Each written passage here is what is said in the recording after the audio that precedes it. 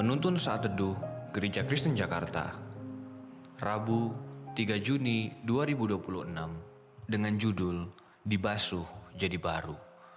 Firman Tuhan terambil dari Titus pasalnya yang ketiga, ayatnya yang keempat sampai ayatnya yang ketujuh. Demikian firman Tuhan.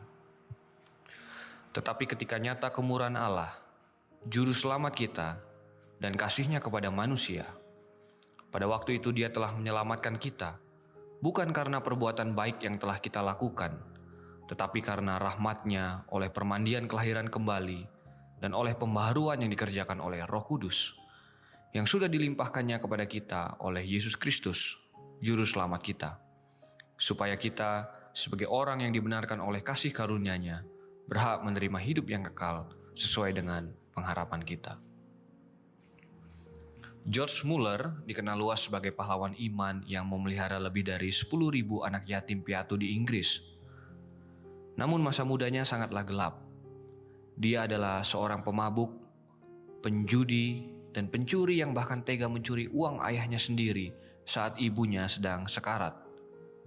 Di usia 20 tahun, hidupnya sangat hancur dan kotor oleh dosa. Suatu malam, ia diundang ke sebuah persekutuan doa kecil. Tanpa ada khotbah yang meledak-ledak, Roh Kudus menjamah hatinya. Muller tidak pernah berusaha membersihkan dan memperbaiki moralnya lebih dulu untuk datang kepada Tuhan.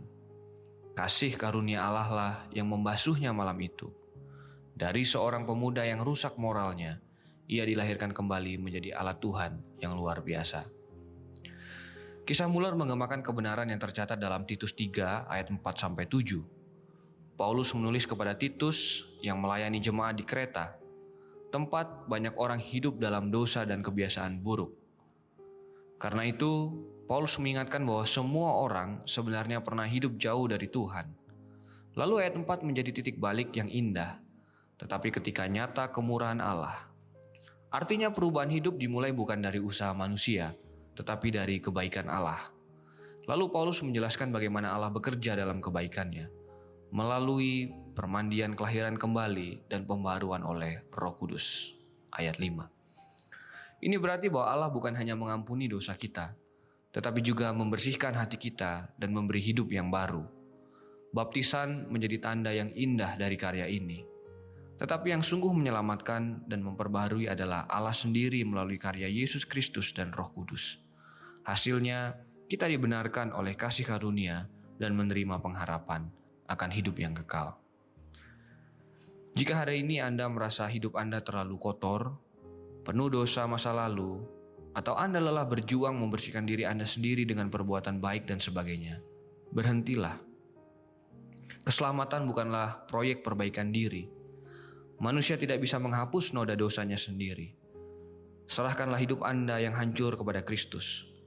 Izinkanlah Roh Kudus membasuh, memperbaharui, dan melimpahi Anda dengan kasih karunia-Nya yang mengubahkan hari ini.